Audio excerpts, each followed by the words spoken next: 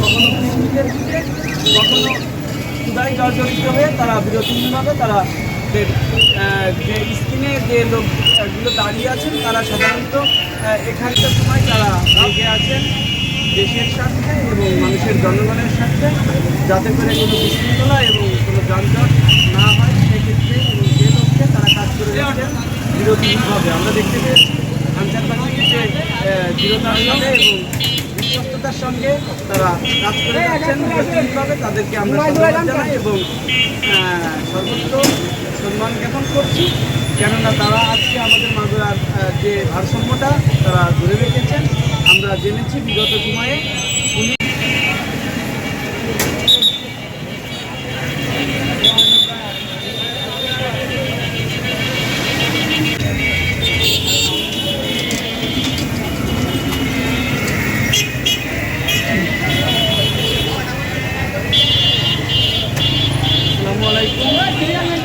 দর্শক আমরা চলে এসেছি কথা হয়েছে, কালকে চাইছে বলছে যে কমিটি যাবে যাদের হচ্ছে নিলাম এবং মেলাগুলি সাংবাদিক দিয়ে গেছিলাম ওই ভিডিওগুলো নিয়ে সামিল করবি কিছু হচ্ছে কাছেন ভাই